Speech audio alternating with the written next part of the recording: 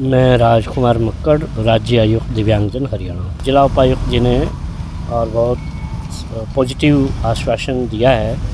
नमस्कार दोस्तों, भिवाड़ी न्यूज़ 24 पे आपका हार्दिक स्वागत है। मैं आपका साथी सुनील चौहान एक और नई अपडेट में आपके सामने हाजिर हूँ। इस समय भिवाड़ी में कोर्ट परिसर के सामने मौजूद हैं और जैसा कि आपको पता है कि लगभग 160, 170, 180 दिनों से दिव्यांगजनों का धरना जारी है और यहीं पे डॉक्टर सुरेश कुमार यहाँ से शहीद हो चुके हैं। और इसी कड़ी में आज मौके पे हमारे साथ बड़े अधिकारी मौजूद हैं, उनसे बात करने का प्रयास करेंगे और जानेंगे कि ये जो मुद्दा है, जो शहीद डॉक्टर सुरेश कुमार हुए हैं, कहाँ तक ये मुद्दा पहुँचा और क्या इनके परिवार को कोई सहायता अभी तक मिल पाई या नहीं मिल पाई है। नमस्कार सर, कैसे हो? नमस्कार जी, मैं ठीक हूँ। क्या नाम है सर? मैं राजकुमार मक्कड़, राज्य आयुक्त दिव्यांगजन हरियाणा। जी सर। तो सर, बहुत सौभाग्य की बात है भाई, आप जैसे बड़े अधिकारी आज दिव्यांगजनों की जो परेशानी उसे सुनने के लिए आज भिवाड़ी आए। जी, मैं पहले भी आया हूँ जी और मैं स्वयं दिव्यांग हूँ, इसलिए दिव्यांगों के दुख दर्द से मेरा बचपन से ही नाता है। भाई, उनके इसलिए दुख कोई दर्द को समझते हो सर? कोई एहसान नहीं है और ना ये कोई सौभाग्य की बात है, क्योंकि आज मैं यहाँ डॉक्टर सुरेश कुमार को श्रद्धांजलि व्यक्त करने के लिए आया हूँ। डॉक्टर सुरेश कुमार एक संघर्षशील दिव्यांग कार्यकर्ता थे। जी बिल्कुल। और दिव्यांग अधिकार संघर्ष समिति के वो प्रांत के प्रेस प्रवक्ता थे और उनकी असमय मृत्यु हुई है। मेरा पहले स्वयं अस्वस्थ रहने के कारण से भिवानी में आगमन नहीं हो पाया था। मेरा आज आगमन हुआ है और आज मैं उनका परिवार भी यहाँ मौजूद है जी और दिव्यांगजन भी यहाँ उपस्थित हैं।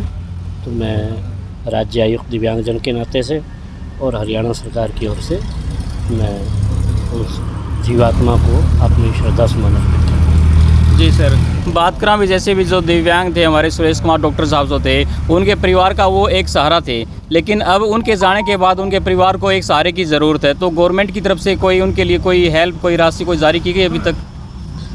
जहाँ तक मुझे जानकारी है कि यहाँ के दिव्यांग अधिकार संघर्ष समिति के कार्यकर्ता, अधिकारी और अन्य कुछ जो प्रबुद्ध लोग हैं, उनके शायद परिवार के सदस्य भी रहे होंगे, उनकी यहाँ के जिला उपायुक्त जी से वार्तालाप हुई है और उस वार्तालाप के अनुसार, क्योंकि ज़िले में जिलाधीश के माध्यम से ही कोई भी संस्तुति सरकार को की जाती है, इसका एक प्रोसेस है और वो प्रोसेस जो है वो जिला उपायुक्त के माध्यम से सरकार के पास जाता है। तो जहाँ तक मुझे जानकारी मिली है वो संतोषजनक वार्ता हुई है और जिला उपायुक्त जी ने और बहुत पॉजिटिव आश्वासन दिया है और उसके आधार पर ऐसा लगता है कि निश्चित रूप से सरकार की ओर से इस मामले में कार्रवाई की जाएगी और जो योग्य सहायता है वो ज़रूर की जाएगी। और सर, बात करा भी जो धरने के ऊपर लगातार 160, 170 दिनों से ये धरना जारी है, तो दिव्यांगजनों की जो मांगें जो रखी गई हैं उनमें से भी कुछ से पूरा करने के आश्वासन आप दे सकते हो? मैं पहले भी धरना स्थल पर यहाँ भी आया हूँ, करनाल भी मैं 2 बारी गया हूँ धरना स्थल पर और पानीपत भी मैं 2 बारी गया हूँ। जी। तो ऐसा नहीं है कि मैं इन मांगों से कोई अपरिचित हूँ। जी बिल्कुल। मैंने पहले भी बताया था कि इनमें से कुछ मांगें पूर्ण भी हो चुकी हैं। कुछ मांगें इस प्रकार की हैं जो शायद सरकार आज पूरा करने की स्थिति में नहीं है जी। और कुछ इस प्रकार की भी हैं जो पूर्ण करने की प्रक्रिया में है, पाइपलाइन में है। तो इसलिए ये नहीं कह सकते कि इस विषय में कोई कार्रवाई नहीं हुई है या सरकार असंवेदनशील है, ऐसा नहीं कहा जा सकता। हाँ, ये सही है कि सभी 18 जो ये मांगे हैं उनका वो पूर्ण नहीं हो पाई हैं और जहाँ तक व्यक्तिगत मेरी अपनी राय है तो उनमें से कुछ निश्चित रूप से पूरी की जाने योग्य हैं, उनको किया भी जाना चाहिए और किए जाने की प्रक्रिया में भी हैं। क्योंकि इससे पहले करनाल में जो धरना चल रहा था, वहाँ के धरने पर बैठे हुए लोग माननीय मुख्यमंत्री जी के पीएस के आश्वासन के आधार पर उनकी मीटिंग हुई है चंडीगढ़ में। इन्हीं 18 मांगों को लेकर के वो भी धरने पर थे। इन्हीं मुद्दों पर उनकी मुख्यमंत्री जी के principal secretary Shri V Umashankar ji, जो कि सीनियर IAS अफसर हैं, उनके साथ में वार्ता हुई है, वार्ता से वो संतुष्ट हुए हैं और उसके बाद उन्होंने वो धरना उठाया है। अगर वही 18 मांगे लेकर पानीपत, भिवानी अथवा कहीं अन्य स्थान पर भी दिव्यांगजन बैठे हैं तो ये वार्ता भी तो की जानी चाहिए कि आखिर किस कारण से करनाल के लोगों ने धरना उठाया, जी क्या उनकी बातचीत हुई, वो बातचीत भी सार्वजनिक होनी चाहिए, क्योंकि उस बातचीत में संयोग की बात है कि मुझे भी सम्मिलित नहीं किया गया, तो इसलिए व्यक्तिगत रूप से मैं ये कह पाने की स्थिति में नहीं हूँ कि उनकी बात क्या हुई है। लेकिन ये सही है कि उनकी बातचीत के बाद करनाल का धरना उठ गया, जिसको लगभग आज 1 महीने से भी अधिक समय हो गया है। जी अगर वही मांगे लेकर के दूसरे स्थान पर भी दिव्यांगजन हैं तो उनको भी तो करनाल वालों से भी ये प्रश्न करना चाहिए भी आपकी क्या बात हुई, जी किन बातों से आप संतुष्ट हुए, 18 में से कौन सी पूरी हुई, कौन सी प्रक्रिया में, कौन सी, यानी जो भी बातचीत हुई है उसका ब्यौरा सार्वजनिक रूप से आना चाहिए, ताकि शेष स्थानों के जो दिव्यांगजन हैं वो कम से कम परेशानी में ना हो और निर्णय हो तो एक ही प्रकार का हो। यानी एक बात को लेकर अगर कई जगह पर बैठे हैं जी तो एक जगह के लोग उड़ जाते हैं जिनकी बात हो जाती है, हाँ, तो ये भी तो प्रॉब्लम सेम है। प्रॉब्लम सेम है, जी तो फिर प्रश्न तो खड़ा होगा ही ना, बिल्कुल होगा सर। या तो वो ठीक हैं या वो गलत हैं। गलत हैं तो वो क्यों गलत हैं वो बात आनी चाहिए, बिल्कुल सही है फिर बाकी स्थानों के लोग कैसे सही हो सकते हैं। जी कंट्राडिक्शन तो कहीं ना कहीं आया हुआ है, लेकिन फिर भी क्योंकि मैं उस वार्ता में सम्मिलित नहीं था इसलिए मैं उस पर कोई टिप्पणी नहीं कर रहा हूँ, लेकिन एक विश्लेषण जरूर मांग करता है कि भाई केवल ये नहीं होता कि भाई हम कोई भी काम कर रहे हैं उसका समय समय पर हमको भी रिव्यू करना चाहिए, विश्लेषण करना चाहिए। मान लीजिए मैं एक ही काम बार बार कर रहा हूँ, उसका परिणाम नहीं आ रहा, तो कहीं ना कहीं विचार करने की बात भी है भी आखिर क्या कारण है भी आज 160 170 या दिन जा ही रहे हैं, जी आंधी है, वर्षा है, तूफान है, सर्दी गर्मी, हर मौसम में रोड के किनारे पर बैठना, तो ये कोई सहज काम तो है नहीं। बिल्कुल सर। तो आखिर डेमोक्रेसी में सरकारों को वोट भी चाहिए होते हैं, तो क्यों नहीं हमारी मांगों पर शासन और प्रशासन कान दे रहा।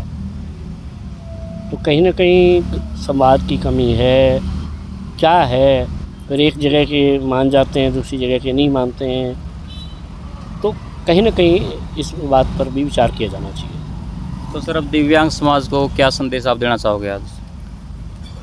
मेरा संदेश तो बहुत साफ है कि मैं लगभग 1.5 वर्ष से राज्य आयुक्त दिव्यांगजन के इस पद पर रह कर के अपनी कलम की ताकत से, क्योंकि राज्य दिव्यांगजन आयुक्त एक क्वासी जुडिशल अथॉरिटी है जो जिसका काम सुझावात्मक है, जी वो आदेश पारित नहीं कर सकती।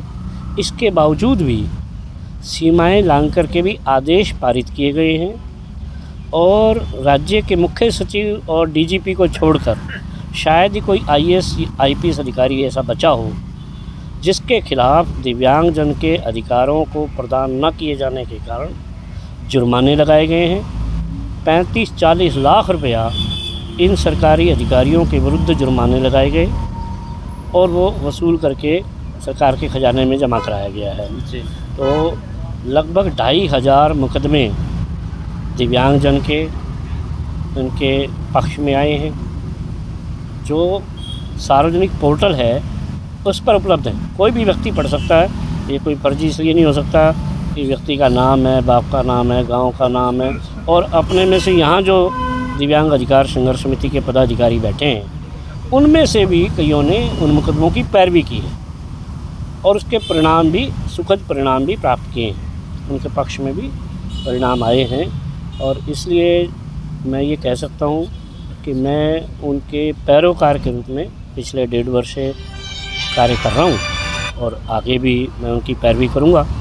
और मैंने पहले भी, पिछली बार भी जब मैं आया था तब भी मैंने यहाँ यही कहा था कि मेरे ज़िम्मे आपको कोई भी उपयुक्त काम लगे कि मैं इस काम आ सकता हूँ, आप मुझे बताएं, मैं सहर्ष उस काम को करूँगा।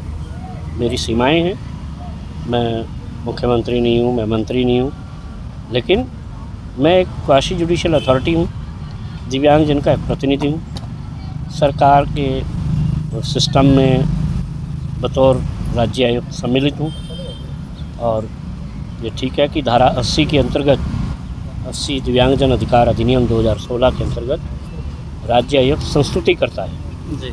लेकिन धारा 81 में सरकार के विभाग को 3 महीने के अंदर अंदर कार्यपालन रिपोर्ट भी प्रस्तुत करनी होती है। वो कार्यपालन ना में भी हो सकती है कि अगर सरकार को लगता है कि संस्तुति पालन करने के योग्य नहीं है। जैसे मैंने संस्तुति की 40% दिव्यांगता पर ही पेंशन का अधिकार मिलना चाहिए और 40% दिव्यांगता पर ही बस पास होना चाहिए। ये दोनों संस्तुतियाँ मैंने राज्य आयुक्त के तौर पर मुकदमे की पैरवी के दौरान आदेश पारित किया। सरकार को, क्योंकि वो संस्तुति है, वो संस्तुति चली गई और ट्रांसपोर्ट कमिश्नर हरियाणा की ओर से बस पास के बारे में आ गया कि 1150 करोड़ रुपया साल के घाटे में आज हरियाणा रोडवेज है। 3,19,190 दिव्यांग आज के दिन 40% से अधिक दिव्यांगता के सरकार के कागज़ों में पंजीकृत हैं जी। अगर उन सबको 40% पर देंगे, एक वो और एक उसका अभिभावक, दोनों को देना होता है, तो यह घाटा 1250 करोड़ का और बढ़ जाएगा। कुल मिलाकर के लगभग 2,500 करोड़ रुपए का घाटा साल का पड़ेगा, जिसकी पूर्ति करने के लिए 5 रुपये प्रति किलोमीटर किराया बढ़ाना पड़ेगा और वो सामान्य जनता पर वजन पड़ेगा। तो क्या सामान्य जनता उसके लिए तैयार है, ये एक विषय है जिसका निर्णय राजनीतिक नेतृत्व को लेना है। ये ट्रांसपोर्ट कमिश्नर ने जवाब दाखिल करके 3 महीने में अपनी रिपोर्ट दे दी जी। दूसरा विषय पेंशन का था जी। मैंने पेंशन वाले मामले पर भी संस्तुति की, उस पर भी लगभग इसी प्रकार का सरकार का उत्तर प्राप्त हुआ है।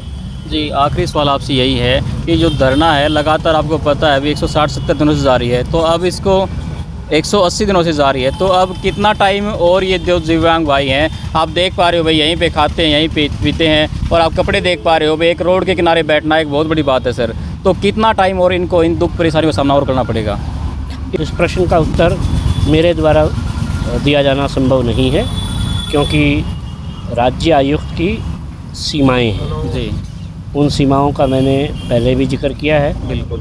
उन सीमाओं के भीतर रहते हुए जितना मेरे से बन पड़ेगा मैं उससे प्रयास करके अधिक कर रहा हूँ और भी अधिक करूँगा जितनी मेरी सीमाएं रहेंगी, क्योंकि क्वासी जुडिशियल अथॉरिटी होने के नाते, जुडिशियल अथॉरिटी नहीं है, क्वासी जुडिशियल अथॉरिटी है, उस सीमा के अंदर रह करके, क्योंकि मैं कानून का ज्ञाता हूँ, 32 साल की मेरी वकालत की प्रैक्टिस है, तो मुझे पढ़ना आता है, कानून पढ़ना आता है, कानून की इंटरप्रिटेशन करनी आती है, कानून को डिफ़ाइन करना आता है। उसका उपयोग करके मैं जो मैक्सिमम कर सकता हूँ मैं करूँगा। लेकिन जो आपका प्रश्न है कि कितने दिन और चलेगा, इसका उत्तर राजनीतिक नेतृत्व के पास है और या दिव्यांग अधिकार संघर्ष समिति के पदाधिकारी इस विषय का उत्तर दे सकते हैं। मेरे से जितना मैंने कहा कि पीछे भी मैंने ऑफ़र किया था, आगे भी ऑफ़र कर रहा हूँ कि मेरे जिम्मे कोई काम लगाएंगे तो मैं उसको आगे भी प्राणपण से करूँगा, इतने कह सकते हैं। Thank you sir. तो दोस्तों ये आपने देखा, एक सरकार के ही हम इनको एक नुमाइंदा कहेंगे कि बहुत बड़े अधिकारी आज हमारे बीच इस दिव्यांग समाज के धरने पर आए और उनसे मैंने बातें की। तो जितना ज़्यादा हो सके इस वीडियो को इतना शेयर करें कि ये अपडेट सबसे पहले शहर के हर घर तक तो पहुँचे, साथ ही साथ हरियाणा में सबके पास सबसे पहले ये अपडेट पहुँच के।